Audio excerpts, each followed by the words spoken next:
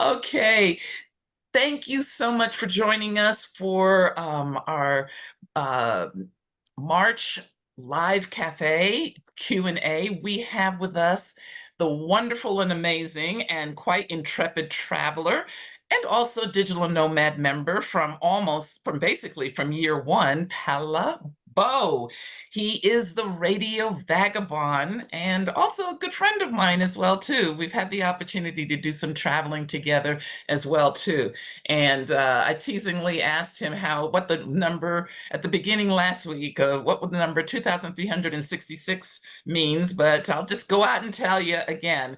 That's how many minutes Spotify told me that I have listened to the Radio Vagabond in 2023. So I think I at least rank in at least the top 1% of your fans, Palle Bo. So I can't say I was awake for all of those. I can't say I was awake for all of those minutes, but I was. No, don't say that. Don't say that.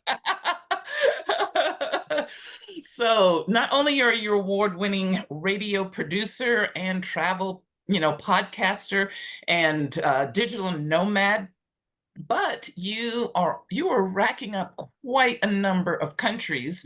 At last count, was it 118? It's probably even more than that. Where are you now? No, I'm still at 118. Okay. I haven't really done any new countries for a while. And last year I think I only did 2 or 3 new. I revisited a lot of places. But 2022 was crazy. I was in 20 new countries, and in total, I was in 37 countries that year. I slept in 105 different beds, so I was moving a lot.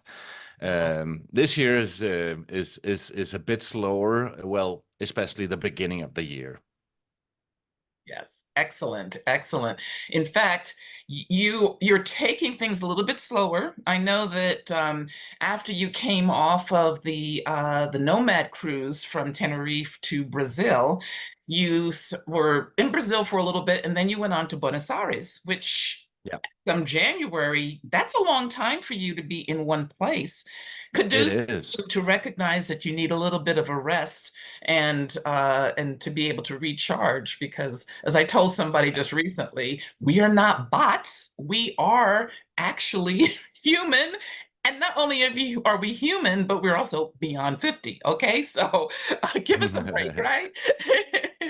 So I came here to Buenos Aires on New Year's Eve, and I've been here ever since. So that's a long time for me in the same place, but I'm still a bit of a nomad. So I'm currently in my 8th or 9th Airbnb. So I'm still moving a lot and in different parts of Buenos Aires. And right now I'm staying in Recoleta. I've been in Palermo. I've been in different parts of the city. So I feel I know the city pretty well, because when you're in a neighborhood, kind of, okay, those 5 to 10 blocks, that becomes your home for a couple of weeks, and you get familiar with that. And then I moved on to another place, so I can kind of find my way around Buenos Aires at the moment. Excellent, excellent. So is it kind of sort of becoming a little bit of a home base, or it just happens to be a base for now?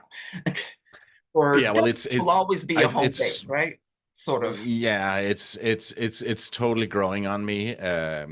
Cape Town is still my favorite city, but Buenos Aires is ranking very high on that list. I absolutely love it here, and it's an easy place for nomads. So we have fast Wi-Fi, affordable living, and it's nice to be a nomad in Buenos Aires. Yes, indeed. I enjoyed Buenos Aires. The Argentine culture is a little interesting. They have a little bit of a reputation among the other Latin American countries, but it is a beautiful place. So, I guess, they have a little bit of bragging rights. Sometimes the rest of the Latin American countries think they take that a little bit too far with the bragging rights, but it is lovely. It is lovely. I got a chance to visit there. That was my second year of testing my digital nomad life before I went full force. I spent a month in Argentina when Maya, my daughter, was doing her study abroad, and I had the opportunity to like try out travel working and make sure that all my systems were going to work well for me. I had done that first in 2018 in Amsterdam and Budapest, and then 2019, and then I was totally convinced in 2020 I was gone, a lock, stock, and barrel out of the US. Only have to go back there September through December. So let's get started. I know that we've got some folks. We're going to first start with the folks who are in the room live, because I think that they've earned by showing up. You've earned the courtesy of being the first to have an opportunity to talk with Palle and ask him your questions. And then we'll go on to the questions that were DM'd to me for those who knew that they wouldn't be able to participate. So we want to start. Let's start with you, David. We have another person entering the room. Okay. And they're connecting.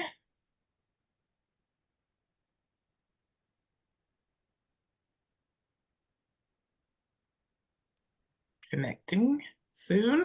And while they're setting up, David, did you have some questions? Why don't you go ahead and open your mic? I didn't come prepared with any, but for anyone who's like completely left the US, sold all their stuff, how do you deal with mail, health insurance, residency, all that sort of stuff? Good question. I don't really get that much physical mail. I'm not a resident in Denmark. I'm still a citizen, so I got my Danish passport. But when I checked out of the country, quote unquote, I just had to tell them that I don't have any new address, and here's a CO address. So they got the address for my daughter in case the government or any official institutions needs to send a physical letter. But we have a system with the digital mail from those that is online, and I can log in with my password and my special ID, so I get all that in there. As for health insurance, as a resident of Denmark, we have this famous Danish health insurance that covers everything, but since I'm not a resident, I'm not covered by any health insurance in Denmark. So I had to sign my own insurance that covers everything for me. Some sort of international health insurance? Yeah, Does that cover you in Denmark? It covers me all over the world. It's with a Danish insurance company, and it's signed through a group of radio stations that I'm a co-owner of. So they are that's the company that signed with them, and then they're just treating me as an expat. But I know there are other insurance. There are like Safety Wing, nomads, something. There are health insurances for nomads as well, but I got this opportunity to sign with that company. It costs me $5,000 to $6,000 US dollars a year, and it covers everything. It also covers if I get robbed or lose something on my journey. I just travel about half the year, so I have not taken that big plunge, but I've looked into it. And there's these services that can manage your mail, but I believe in the US, it might be credit cards or some banking institutions need a physical address service or appeal. Okay, thank you. Yeah. As for banking, I still have a Danish bank, and I can do online banking with them and communicate through mail with them in case I need it. But yeah, I've had some problem. Like I had to extend my tax return just because I was traveling. I'm in Nicaragua right now, and because of two-factor authentication, some just force you to do to your U.S. phone number, and they don't have a authentication app either. Even like Ally Bank, which is a huge bank in the U.S., doesn't I have to wait till I get back to get my tax documents. Yeah, yeah. Oh, Nicaragua. I so want to go back. I especially loved Granada. That's where it's I am really... right now for 3 months. Oh, yeah. Actually, I mentioned the group of radio stations. We also own a little bit of a hotel in Granada, so that's where I stayed. It was Paraíso Granada before, but they changed the name, and I can't remember what it changed. They changed it to, but it's beautiful. All right. Yeah. Excellent. Thank you for the question. Next question. Do you have another question, David? Oh, well, you closed your mic. So Marie, Yeah, you're next in line. Did you have a question for Palle? Hi, Palle. Hi, No, Marie. I didn't really come prepared with a question at all, but just out of interest. Didn't do your homework? No, I literally just found out about this. Was it this morning or yesterday? Yeah. I'm not sure, That's totally but fine. Thanks Totally for jumping in. I thought, oh, over 50s, yay! 'Cause there's not that many of us, it seems like. But so I'm currently in Bulgaria at a world schooling hub. So I have a child with me, a teenager, to be correct. And and I was just wondering if do you come across many people over 50s who are traveling and still have children? Because in the hubs, they're filled with like young parents with kids and everything. And so I feel like I'm not in either category. I'm not like the young family, and I'm not like the, sort of free of the children age. Yeah. age. I do have a friend, and she travels a lot of the time with her teenage twins. I actually met her in Bansko, Bulgaria when I was there in June, and we had a long conversation. Yeah. Oh, I so want to go back for Nomad Fest this year, but I can't make it. That's where I was last year in June, and it's a wonderful, wonderful place, Bansko. I am not a skier, so I haven't been there in the wintertime, but apparently they say it's great in the wintertime as well. No, she travels a lot with her teenage kids, and but as you know, you're the minority. But I so respect it, and both before we started, Siobhan and I, we were talking about traveling with our kids. I have two 27 and 30 years old. I almost said 29. She just turned 30, and we've been traveling together all three of us. They've come to visit me.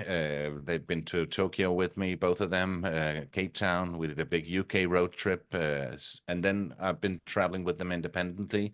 My youngest did 4 months with me throughout Asia when she was 20, so in the beginning of my journey.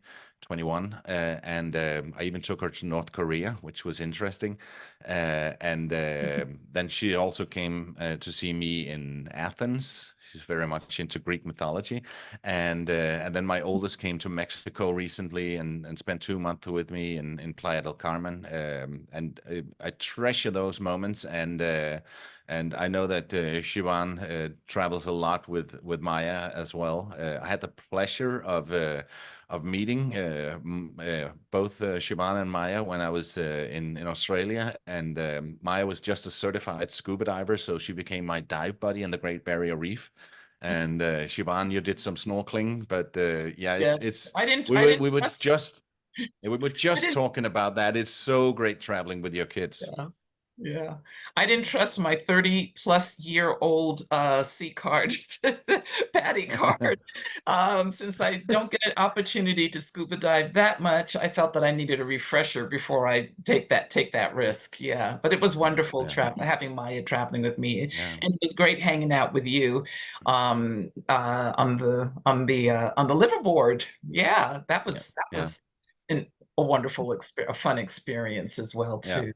So, but I'll ask also Maria, Marie, I'm sorry, not Maria, Marie. Okay. Um, People call me all sorts, even Mary. So well, fine. and well, with a name like Siobhan and Palle, you're talking to the choir Yeah, here. You're preaching to right. the choir. We get called all sorts of names. But yeah, there are some folks who I know who do travel, and at least in our situation, my daughter is 25. She's going to be 26 in May, so she now has a job that allows her to remote travel, but it's going to be limited. She's not going to be able to take 2.5 months to travel with me like she did at the beginning of 2023. But it's really enjoyable, and I know it's a little bit different. Are you unschooling? And I'm using that term because I'm understanding that is the new phrase to sort of distinct the different how would you say minds of thought or that people take, with homeschooling being a certain mindset and unschooling being a different mindset. So how is your son going to school when he's traveling with you? Well, we're quite unschooly. We call ourselves world schoolers. Wonderful. So we mainly learn from wherever, we are.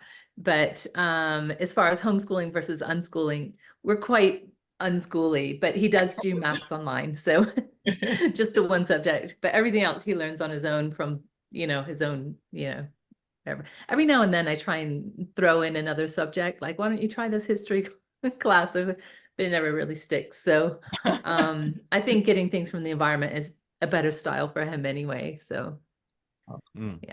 Well, I appreciate you giving a little bit of background in there, because those who will be watching the replay, they may be some who were in a very similar situation that you were, and they might want to reach out and get some advice from you as far as what you've been doing and how you've been making it work. So we're going to go on and ask. We're going to keep doing a rotation to sort of give you guys an opportunity to ask a question and then go on to another person, and maybe you'll spark a new question, then we'll come back to you. So Chris, could you open your mic and share? Okay, we have, okay.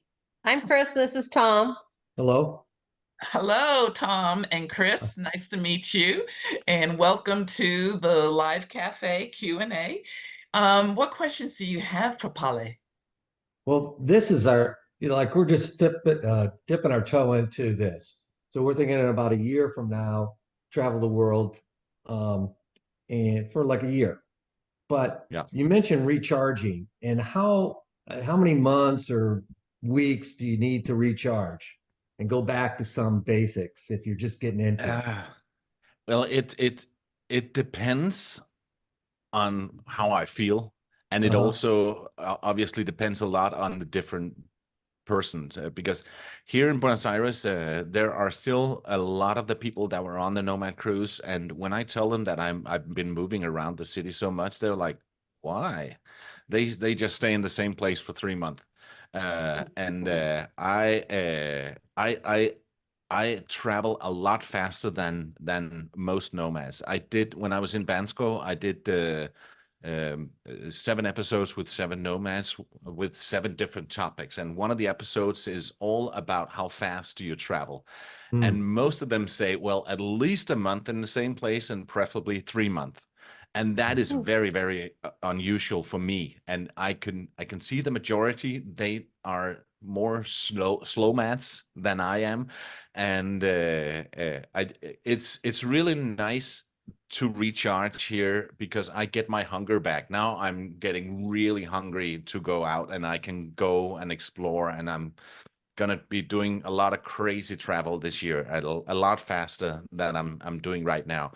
But I have had times where I was unimpressed I remember I'd been traveling a lot in Central America, throughout Costa Rica, where I did a road trip, and then I came to El Salvador, in El Tunco, where they were having the World Championship of surfing. So a lot going on, and it was super exciting, and palm trees and great weather, staying in a nice hostel, and I just wasn't feeling it. I wasn't appreciating it because I'd seen so much and I was all full. So I thought to myself, oh, this is interesting. Enjoy yourself. That's why you're traveling. But I wasn't miserable in any way. I just wasn't appreciating it. So then I thought, okay, I need to get my hunger back. I need to be bored. So I found a place in the mountains where nothing was going on, and stayed there for 2 weeks. Then I took a bus to Guatemala, and met up with Siobhan, actually, and stayed there for 3 weeks. And then I had my hunger back, to go traveling faster. So I just listened to how do I feel right now. Because I need to stay hungry. Somebody told me this before I started traveling, that, oh, you have to stay hungry, and if you travel too fast, you won't appreciate it. And all of a sudden you're doing a road trip in New Zealand, beautiful landscape, and then you think, what do you mean I need to get out of my car and walk almost a mile to see that waterfall? Nah, I can't be bothered with that. I've seen something similar. So I don't want to be in that situation. I need to really stay hungry and push myself. And thank God I'm wired that way, that I can travel pretty fast, but it's all individual, and it's all about listening to yourself. Okay. Thank you. Thanks. Are you planning to sell everything, and go traveling, or keep your home base? And because I have some thoughts about that as well. Oh, well, good, because what we did is we sold the house, we downsized, and now we're in a townhome for a period of time. But we have these triplets, and our daughter's graduating, and we're gonna hopefully put our stuff in her place. And then we can go. Yeah, because back in 2016, when my youngest graduated and she moved out, that was kind of my date that I'm gonna sell everything. So I sold my house, my car, my furniture, my wife, everything. You're still using that line. Let's not do that. and it's so funny. Whenever people ask me, I say, well, don't do what I did. I advise people to keep your home base and try it out to see what it feels like. But that was the complete opposite of what I did. And I don't have any regrets, but what if this lifestyle isn't for me and you don't really know it? A lot of people, they want to have the home base. My stuff on the walls, and my own bed and my own stuff, and I know where everything is. I don't need that. I don't feel I need it. So I don't have it. But that's what I say. Yeah, try to emphasize and see what it feels like before getting rid of everything. But having a smaller place and downsizing. Once I stop traveling again, if I do, I'm never going to get the big house again, because I'm so used to being in a small place. I thoroughly agree with that. I too am a home-free digital nomad, and I did, as I mentioned before, I did a sampling, a testing in 2018, and at that point, when I started, I had been to 33 countries, so it wasn't a matter of being unsure about my traveling. It was just a matter of really testing, can I travel and work at the same time, and making sure those systems all work. But once I was convinced of that, I was in a position where my daughter, she was graduating from college. She was going on to, graduate school. So I didn't need to keep a nest for her. And as it turned out, she lost both nests in the same year, because her dad also made a major change. I call him my husband. He moved to Hawaii. So he's and he's working remote for the US based company that he works for from there. So but she at least in my situation, I had somebody who was encouraging me and cheering me on. She says, go mommy, That's good. with regard, because knowing her, because we raised her to be a traveler. By the time she was 4 years old, she'd been to 24 countries. So the first thing that was lighting up in her eyes is, oh, great, I get to go to new places wherever you are. So I had the full support. And she's primarily my parents are deceased, so I don't have those loving ties, that I have to consider. I know that a lot of people also have to consider that as well too. But for me, I did make the leap in 2020. Almost, truly 30 years of stuff had been sold, given away, or trashed. Got a 10 by 10 storage unit for the rest of the stuff, because I do have to go back to Dallas. But I have no regrets. And you started in 2020, and as far as I remember, something happened in the world in 2020. That was good timing. Yeah, such as the fact that, okay, I landed in Ecuador, which was almost like a side. My primary focus was where I am right now. I don't know why, but ever since I started thinking about becoming a nomad, Medellin, Colombia, literally had been calling me and drawing me to it. But I figured, well, if I'm going to be in Medellin, or I'm planning to spend 6 weeks in, Colombia, 4 of them I plan to be in Medellin in 2022. But let me at least check out Ecuador. So I planned 3 weeks in Ecuador. Due to COVID, the night that I arrived to start my 3rd week, which was I was going to be in Quito that week, was the night that the country closed its borders. And looking around and just, looking at everything that was going on. After all, I didn't have an apartment to go back to in Texas. So frankly, my doctors, I consulted with my doctors, and they both said, Texas is a hot mess with this COVID stuff. You stay right where you are, and we don't know how long it's going to last, but just, you were prepared to be gone for 6 to 7 months. So just hang in there. I didn't leave Ecuador until 13 months had passed.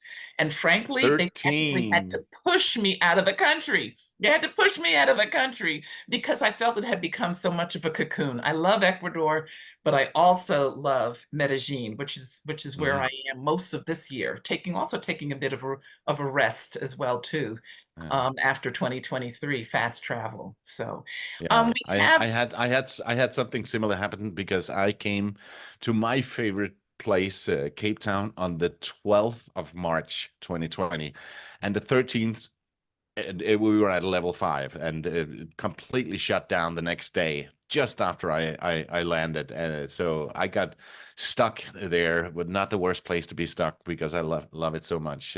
So yeah, I got stuck there for 9 months. Cape Town was on my Ask list. a question. Go ahead, David. Please jump on it. Talk of jumping to country. How often do you have to show proof of onward travel? On this trip, and I've done a lot of trips, it's the first time I've ever been asked, but someone's more experienced than that. You might explain what that means. I'll let Palle, because we're all apparently in South American countries, Central American countries right now. So I'll let Palle go first, and I'll share my experience after. It does happen, and it's never the immigration that asks for it. It's always the airline before you get on the flight, which is crazy. And I experienced it the first time when I was going to the Philippines from Dubai, and they said, "Oh, where are you going after the Philippines?" And I said, "Oh, I don't know. I'm a world traveler. I just jump from place to place. I don't know." "Oh, you need to, otherwise we can't let you on the flight. And if you get to Manila, you'll be turned away there." So I had to leave this line and get on my phone and buy the cheapest ticket I could get anywhere. And I've had that happen a few times, and I never really know. So I have to remember to do a little bit of research. Does this country require an onward ticket? But if it does, what I do is go to onwardticket.com and spend $12 on a ticket that is going to be canceled the next day. It's a service it's a website made by nomads. I think there are a few other options, but that's the one I've been using, onwardticket.com, and it's so simple. I just said, well, I'm going to this place, and get me an Onward ticket that I can prove. And it is a real ticket that they cancel the next day. So that's the service I use if I need an Onward ticket. But it's not all countries that require it, that ask for it. So I have to remember to do a bit of research before I do that. That was also my experience as well too. When and it has been my experience ever since I've come to Colombia. I've traveled to Colombia, and I think it might have been the same when I went to Argentina in 2019. And I also use Onward Ticket. Just go online, and I do wait though, and it's always a ticket, you know, the ticket desk that stops you. But I think it's because the reason why they don't check it or appear to check it, Palle, when you're arriving in the country is because the airline has already put a check mark on your account or whatever. And so in the system, immigrations in the country that you've arrived can see that that the airline already took care of that for them. So they don't ask for it.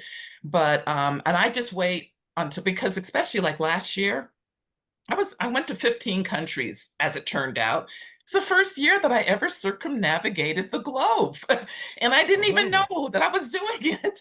It just happened whenever. But of the 15 countries, I would just wait until I was asked for it. And then I would step offline, just similar to what you did, get the Onward ticket, get back on, and it was just fine. And at least I wasn't buying, and I don't know how you got away with only paying $12, because for me, it was $16 on Onward ticket. But at any rate. Oh, maybe they changed the price. I haven't used it for a while. Okay, so I think they might have increased it just a little bit. But what I was just saying is that the fact that you can get the ticket that quickly can save you money.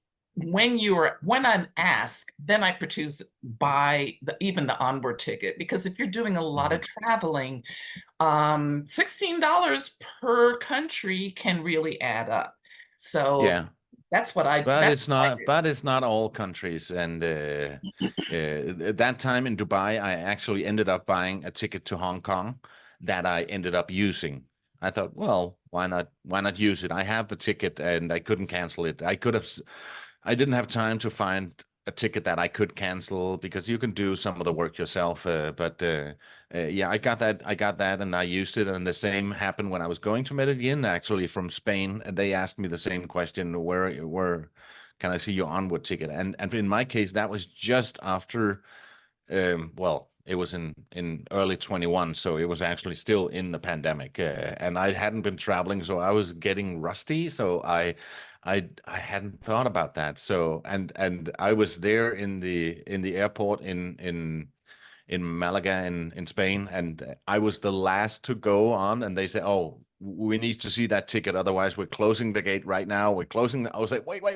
So I just bought a ticket to Panama City that I also ended up using. It was one of those tickets I could pay a little bit of have it extended, because I loved Medellin so much. So I ended up staying 2 months instead of 1 month, but I ended up using that ticket as well.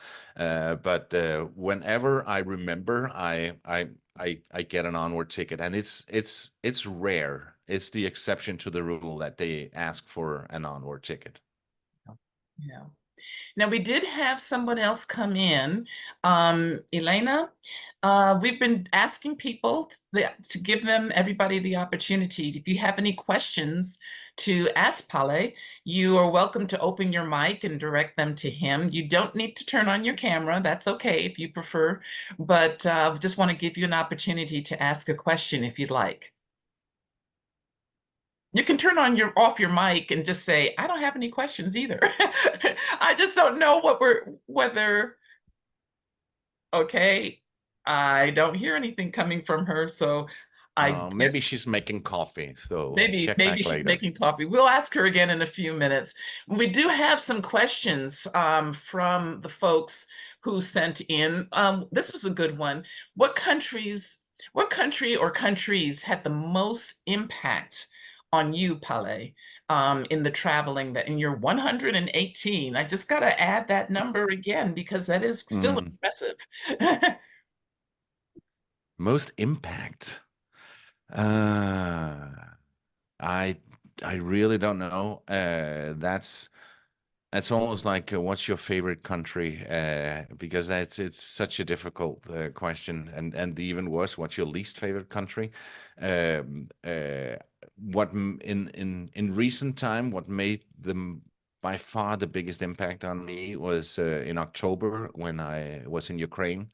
And was touring around Ukraine all the way to Kharkiv and the close to the front line, and got to speak to some of the locals. We visited some villages that was completely bombed and destroyed.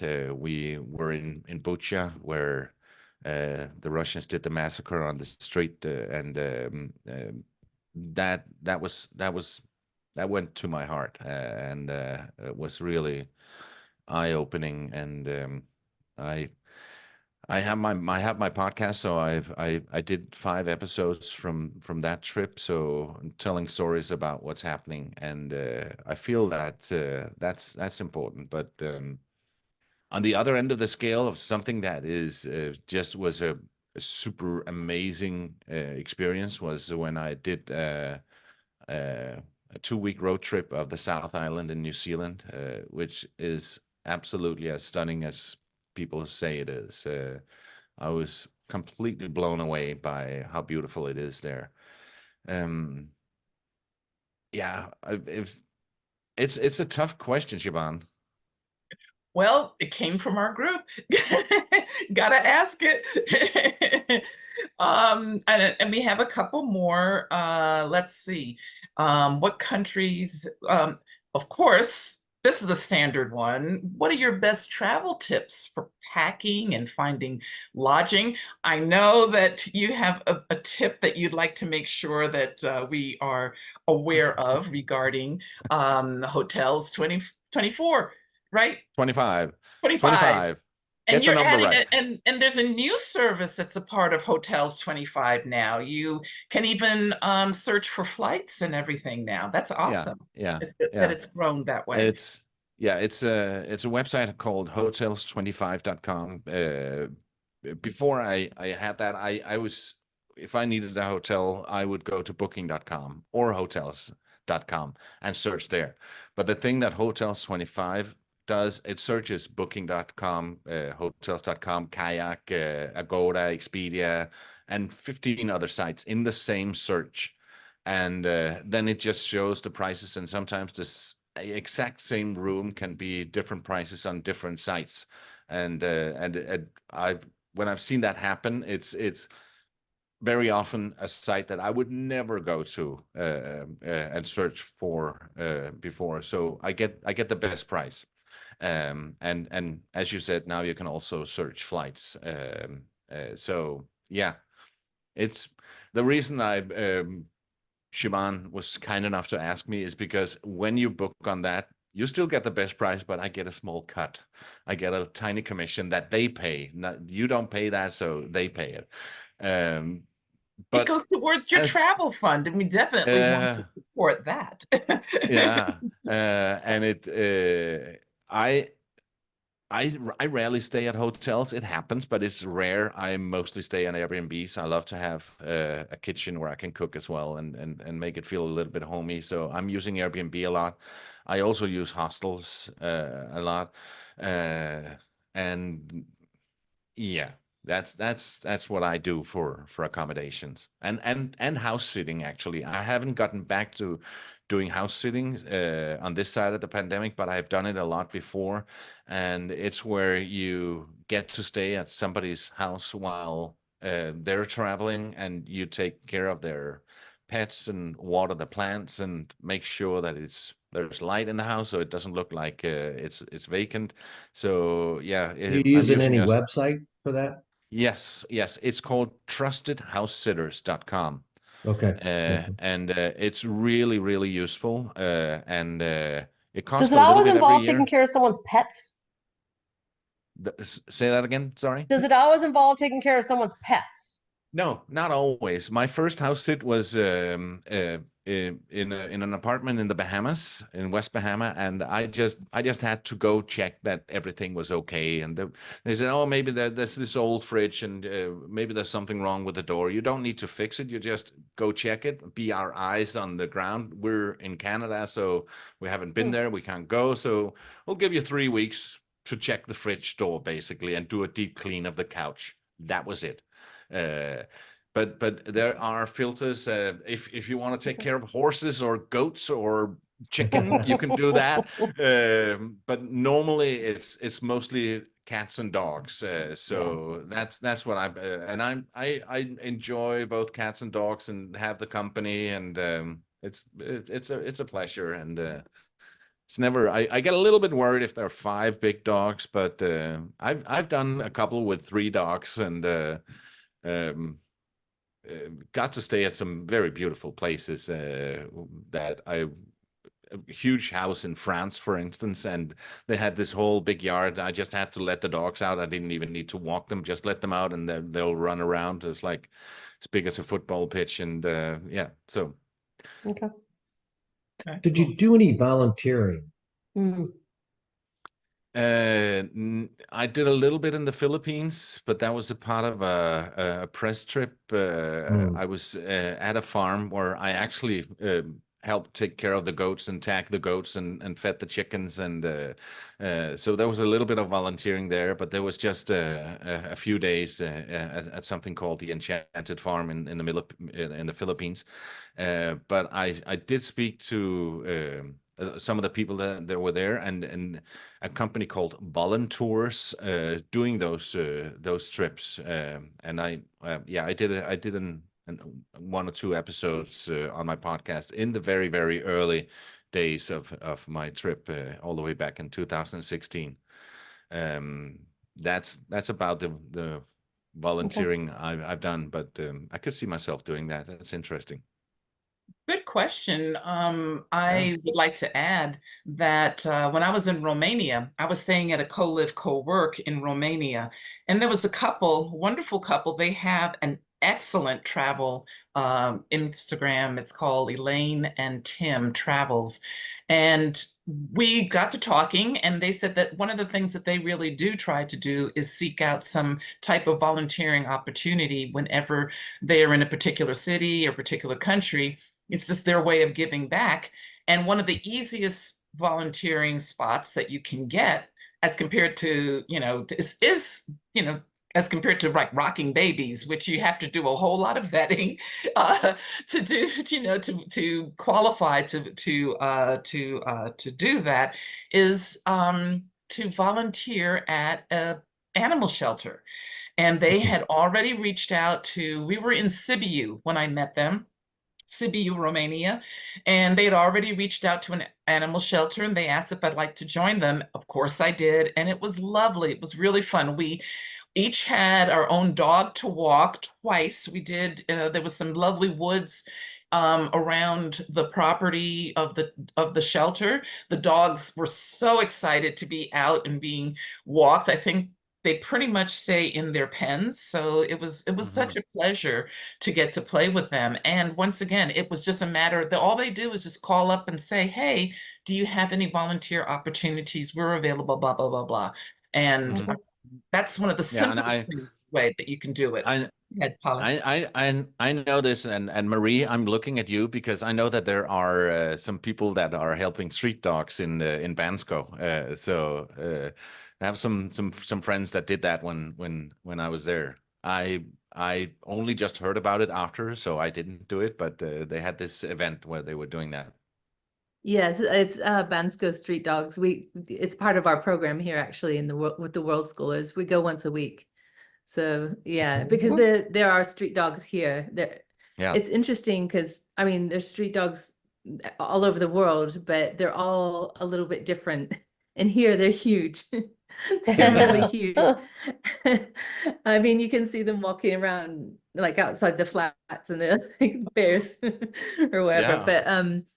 But yeah, so when you go and volunteer there, you they try and pair you up with the dog they think you can handle because they're so big. And if they, see a squirrel or something, you're off. So yeah, but it's it's a thing to do. And I think anywhere that there are street dogs, you tend to find that, because I know you can do that in Thailand and places like that And too. I know I also heard of people doing it in Playa del Carmen in Mexico with the street dog. So yeah. Okay. Palle, you have been on quite a few of the Nomad cruises. In fact, I was able to, you telling me about it really encouraged me to do it, which is what I did during part of my travel. And you last chose year. one that I wasn't going on. I know. How, Yeah. but we did do a cruise together, and We that did. was in 2021. And so Yeah. that was fun. And that was just like, hey, I got a deal. You found a deal. You can split it with two people, and we both saved a heck of a lot of money. It didn't make any difference that I had just met you an hour ago. I said yes. Why not? Yeah. I'll share. I'll sleep 6 inches away in the cabin for you. Yeah. It was when we met in Colombia. We met online for your Nomad Summit. Yes, that's and when I did the year I did the virtual summit for digital nomads.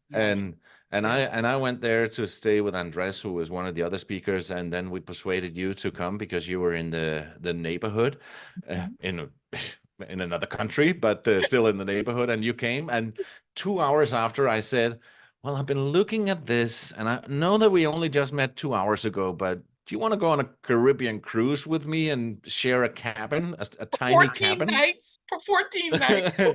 Yeah. And you said, oh, give me a second, and went to the other room and called Maya and said, he seems nice, but yeah. Just have to have an approval. And Maya said, go for it. So yeah. Well, so it also helped that she had already kind of met you as well too. So it wasn't like, you weren't a total stranger to her. She'd met you on the Zooms as a part of the virtual summit that we had hosted. And so that was good. But we really enjoy, and I really do look forward to doing that. But one of the questions I wanted to ask you is with when you are cruising, because I think the Nomad cruise is excellent. I really, really enjoyed it when I went on it this past year. But I would love to see if there was a group of our digital nomad beyond 50 folks who might be interested in doing a cruise, so that we can all get connected live, that type of thing. That would be cool. Not this year, but probably maybe sometime in 2025. Yeah. But what is still the sticky wicket when it comes to cruising as a nomad, especially because you just recently did the transatlantic. Now, I know when I was on the Nomad Cruise conference, we cruised around the boot of Italy. It was 8 nights or so, because that was the first cruise since COVID that Nomad Cruise was hosting. But one of the things that I know is that even when I use my mobile hotspot, my GlocalMe, the only time that I really had good reception was when I was at least in sight of the coastline, or we were docked. What is it like on a transatlantic?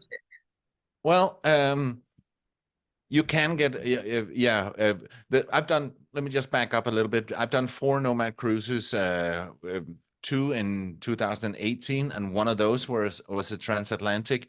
And at that point, you could get Wi-Fi, but it was super, super expensive, and they was using the satellites. But something new has happened now, and I'm gonna go on another cruise in 10 days. I'm going on a cruise from Buenos Aires to Italy. So it's an 18-day cruise, and I'm just gonna treat it as my office. And there I have Starlink Wi-Fi. most cruise ships, they now offer Elon Musk's Starlink, and it's for those 18 days, I'm paying 250 euros, around the same Total? in dollars Per day. for that. And it's going to be interesting to see if it's good enough. I didn't have it when I was going over here because I didn't really need it. But the guy that I shared the cabin with, he had it because he had to work, and he said it worked. It's not as fast as my Wi-Fi back in Sydney, Australia, but it works. So it's okay. I actually yesterday I was seeing some YouTube videos where people were giving reviews, and most of them said, it's very disappointing. It's not fast, so don't expect to be able to do what we're doing now, like a big Zoom call. Maybe you can, but don't count on it. But it's good enough for emailing. So if you don't need to upload big video files to your YouTube channel or something like that, it should be okay. And the world has changed with Starlink. I think. I hope it's not free, but it's affordable, and it's a fair price, and I'm willing to pay that to be able to work. So yeah. And actually, as you said, that's 200 for 18 nights. Is it 18 nights? That's actually pretty good. That's actually pretty good.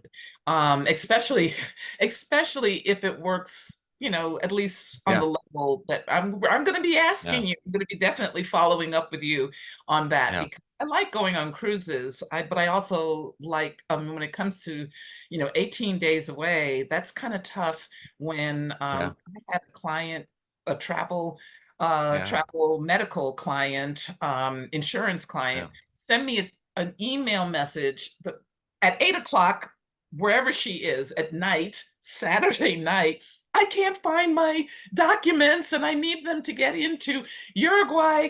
Do you have them? And so forth. So, being able to address those types of situations for someone, I like to be able to, although somebody will say, well, it is 8 o'clock at night on a Saturday, but, I try as much as possible to do my best for my clients. If I can get the message, then surely, but that's the type of situation that I am in often, being a health insurance agent. And this is with the Costa cruise that also was the cruise line the last Nomad cruise was on. So I booked it when I was on the ship, which gave me another 10% off. So for an 18-day cruise, I'm paying 1,023 euros, so 1,011 US dollars, I think it is, for 18 days. And I was gonna get to Europe anyway, so a flight plus 18 days of accommodation in Buenos Aires would have cost more. And here I get great food. I have all the coffee I could drink, and I didn't get the drink package because I'm going to treat it as my office. And entertainment, I can go catch a show. I can go keep practicing my tango or whatever, so it's great, and I'm looking forward to it. I booked it and thought, I'm going to be the only one there. I'm not going to, but a few of my nomadic friends, they have also booked the cruise, so we're going to have dinner. It's not going to be a party cruise, but it's going to be nice and relaxing, and just focusing on work and producing my podcast. And I'm working on a podcast for Lego right now, so I'm still working. Share a little bit. We're coming up to the hour, but share a little. I think there was a question. Okay, yes, go ahead. I forgot your name. So Tom, this is interesting. You said, hey, I'm going on the cruise. Well, how long do you plan this out? You didn't plan this out a year. How far ahead of time? Yeah. No, I planned this when I was on the cruise in November or December. When I was on the cruise, and I looked, do you have any other? And So how do you look at the year? I heard Siobhan saying, I'm thinking of doing this year. I'm thinking of doing that. are you planning out the whole year, or are you just planning a couple months ahead, or how's that go? It varies. One of my clients is a company called, or a conference called TBEX, TBEX. They do conferences around the world for travel bloggers and travel content creators, and I produce their podcast.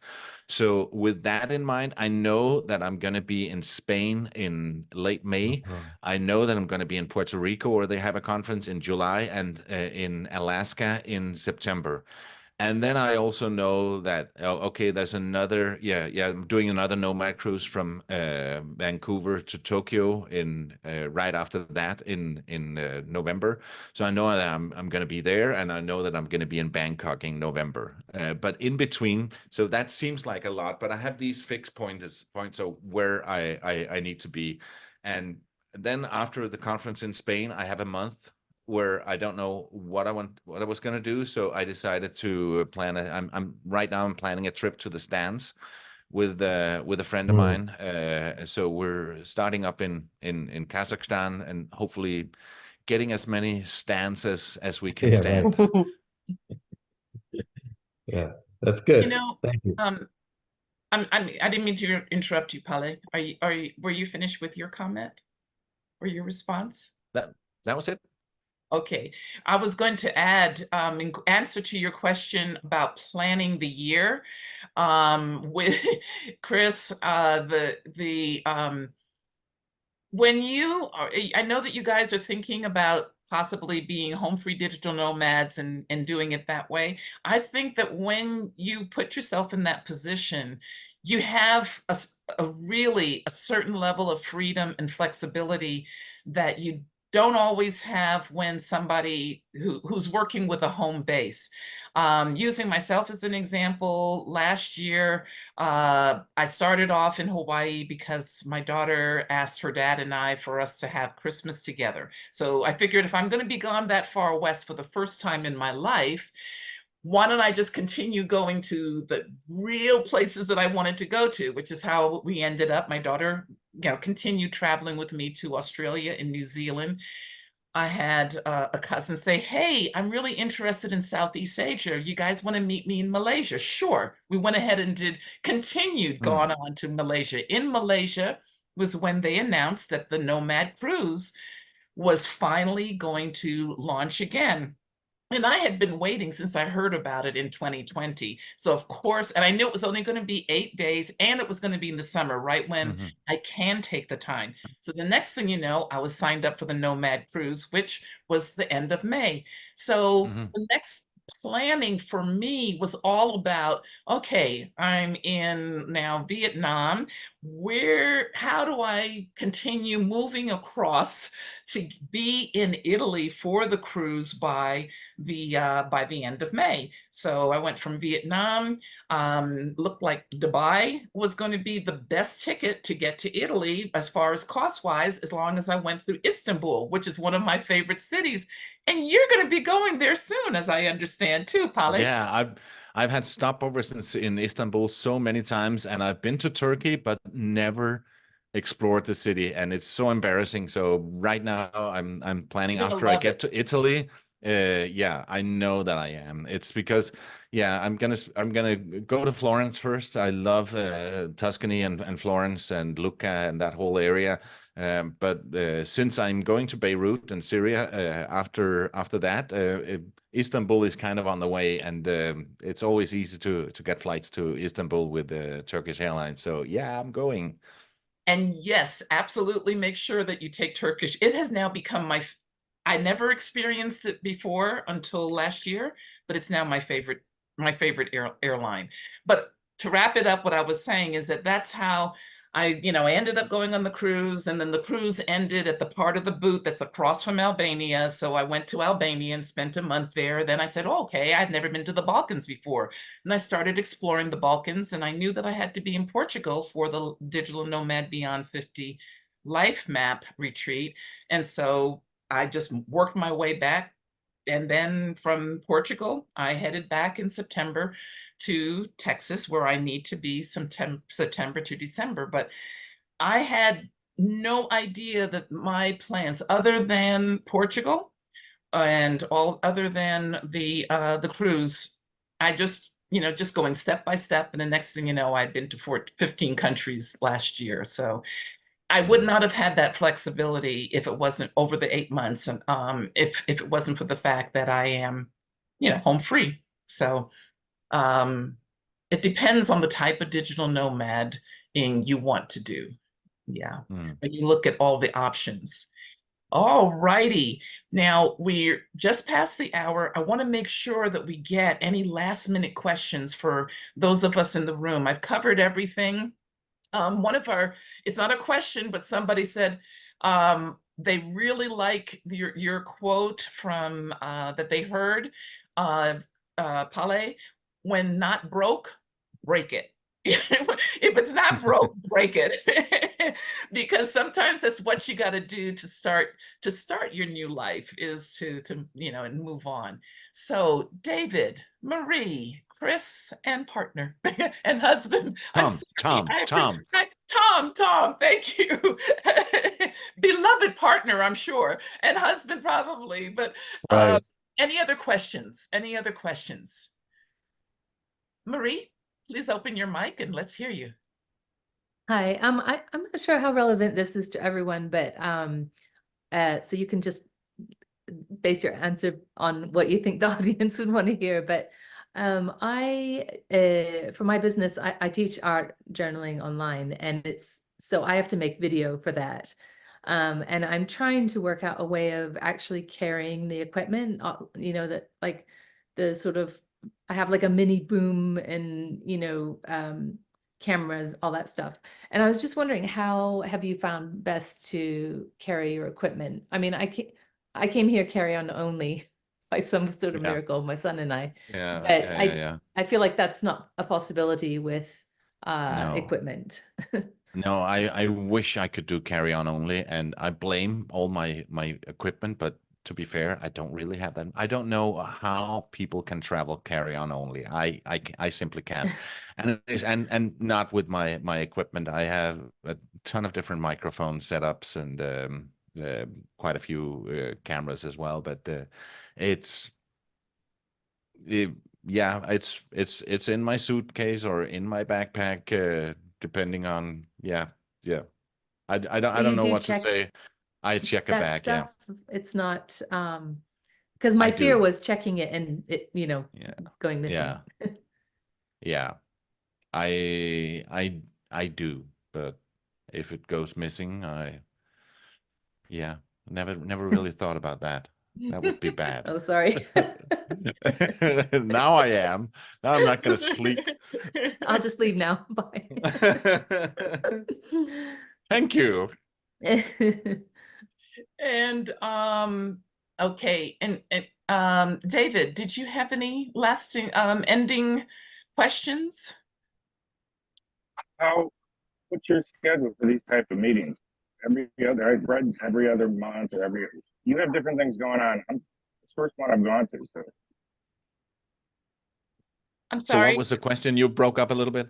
Oh, how often do you have these types of meetings? This is the first one I've been to. Okay, sure. These are called our live cafes, and we have two versions of them. We have live cafe Q&A, which is an interview with a person of interest in our digital nomad beyond 50 world, as what you're experiencing right here. Those are on the odd number months throughout the year. So we have 6 of them. January, March, the next one won't be until May. And then we alternate those with live cafe socials. Live cafe socials is when basically it's just a virtual social. We're trying, I love community. I love communication with the people who, I love it when we have an amazing conversation going online on the site. But this is an opportunity for us to just get together, and we're tossing out different topics and talking about them. We're networking. I'm giving away a prize here or there, as long as you can get a shipment from Amazon, whatever. And that's what our live live social, live chat, live cafe socials are. Next one that's coming up will be in April, and it's actually going to be the women's room. We're going to do that next. No men in the Zoom room. It's going to be for the women to talk about aspects of digital nomad life that are specific to being a woman, particularly beyond 50 and traveling. And so that one is going to be a woman's room. We do have a majority, believe it or not, of women in the group. And so I thought that kind of justifies to do at least 2 of these, that or at least this first one. This will be the first time that we're doing that. But that's what that's our other regular online event. And if you have any other suggestions of other types of online events that we can do, more than happy to entertain those thoughts and ideas as well. Okay. Okay, thank you. Any other? Oh, I'm sorry. I just said thank you. Oh, you're welcome. You're welcome. Thank you. And EG just popped in. She said she's been in there all the time. She just says that she's been doing a bunch of stuff at the same time and just enjoying overhearing the conversation. But she just added, women's group social sounds great. I hope to attend. Mark it on your calendars. I think it's always a Sunday at 2 o'clock Central US time. That's kind of like, we got to pick a time, for that's kind of like our official time zone. And so since it is in Central Time Zone, 2 o'clock on a Sunday, and I believe it's going to be April 14th. I'm hoping that's not going to be a problem, because I will be hopping along Peru during that period of time. So I'll be looking for a good connection in the process of doing that. So any other questions as we wrap up? Palle, any lasting words that you want to leave us with, other than your favorite tagline, which I'm going to leave it to you to close us out with? I just want to mention, we talked a little bit about the Nomad Cruise, and it's such a great community, and I feel that it's my second family, the whole cruise, Nomad Cruise community, because when you're going to a conference, you get to meet somebody, and maybe you make some friends, but when you're on a cruise ship, you hang out with these people, so you become really close, and some of my closest friends are from that community. If any of you are thinking of joining a Nomad Cruise at one point, I have a promo code that will get you, I think, 10% off. Or at least something off. Just the promo code is Radio Vagabond, and if you use that, you get something. So that's just a little handy gift here at the end of this. And I'm going to put it out there and ask the community if anybody might be. I know some people have already said expressed their concerns about the Wi-Fi, and they're doing their work, but hopefully that's a small minority of folks. The one from Alaska, no, the one from Vancouver to Tokyo, included in that price is the Starlink Wi-Fi. So amazing. Yeah, that's great. When you said Costa, I know that the cruise that I went on with Nomad Cruise was with Costa, because it's an Italian cruise line.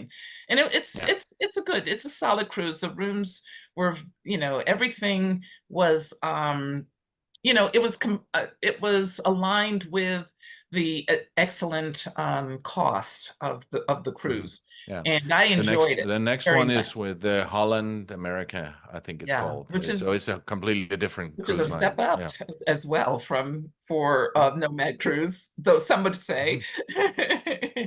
So any other questions before we wrap up?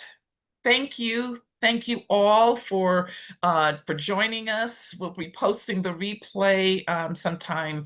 I might try to get it done before I head out on Tuesday to start 6 weeks of hopping Bolivia, Peru, and Ecuador before I circle back around to Medellin in early May.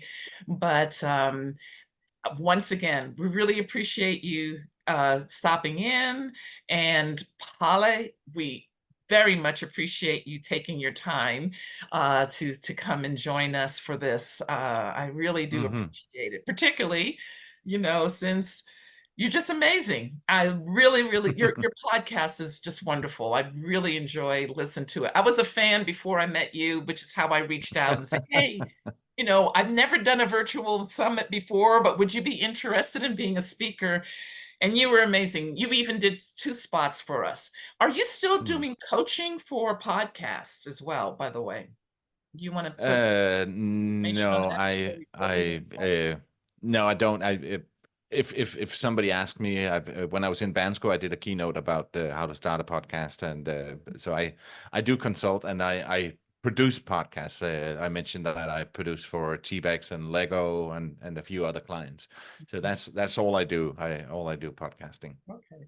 Well, in that case, then, the information that you provided us for the virtual summit is still good, and I just might share it with the group, because some people have, when they knew that when they read that you were an award-winning podcaster, there were some questions about, does he coach?